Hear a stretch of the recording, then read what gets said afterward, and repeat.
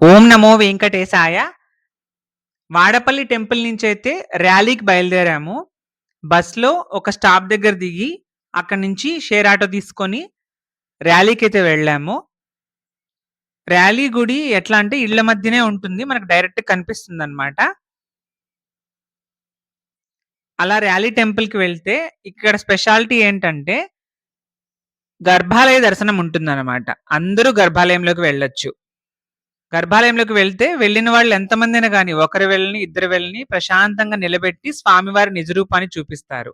స్వామివారి మూల విరాట్టు ముందర విష్ణుమూర్తి, వెనకల మోహిని అవతారం అన్నమాట. ముందర పురుష రూపము, వెనకల స్త్రీ రూపము క్లియర్‌గా మనకు హారతిస్తూ ఒక్కొక్క పార్ట్ గురించి ఎక్స్‌ప్లెయిన్ చేస్తూ ఆ శిల్పం గురించి మనకు చెప్తారన్నమాట అక్కడున్న అర్చకులు. తర్వాత ఇక్కడ అన్నదానం కూడా ఉంది. ఉదయం 11 నుంచి మధ్యాహ్నం 1 వరకు రోజు అన్నదానం జరుగుతుంది అని చెప్పారు. మేము వెళ్ళిన టైంకైతే అన్నదానం టైం కాదది. మార్నింగ్ ఎర్లీ మార్నింగ్ కదా! సో, దర్శనం చేసుకొని దానికి అపోజిట్ గానే ఉన్న శ్రీ ఉమా కమండలేశ్వర స్వామి టెంపుల్‌కైతే వెళ్ళిపోయాము. ఇది స్వామివారు విష్ణుమూర్తి మోహిని అవతారం స్వీకరించినప్పుడు స్వామి వెనుకలే శివుడొచ్చారన్నమాట.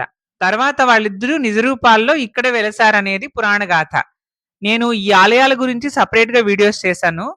క్లియర్‌గా అందులో ఎక్స్‌ప్లెయిన్ చేశాను. అవి ఛానెల్‌లో ఉన్నాయి గమనించగలరు.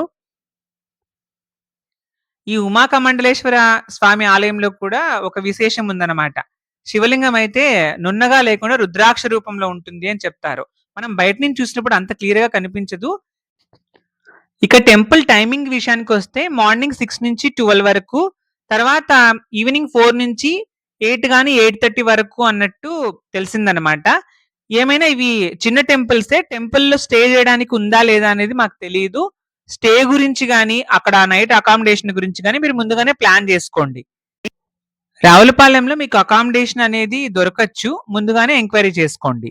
మా కమండలేశ్వర స్వామి ఆలయంలో ఇంకా చిన్న ఉపాలయాలున్నాయి. అలాగే ఈ ఆలయానికి వెనుక ఒక అయ్యప్ప స్వామి ఆహ్, ఆలయం కూడా ఉంది. దాన్ని గూడా తప్పకుండా దర్శించుకోండి మర్చిపోకుండా. ఇక మేము ఈ 2 టెంపుల్స్ కవర్ చేసుకొని, ఇక్కడి నుంచి పట్టిసీమ శ్రీ వీరేశ్వర స్వామి టెంపుల్‌కి బయలుదేరామన్నమాట. ఆ విశేషాల్ని ఇంకో వీడియోలో చెప్తాను.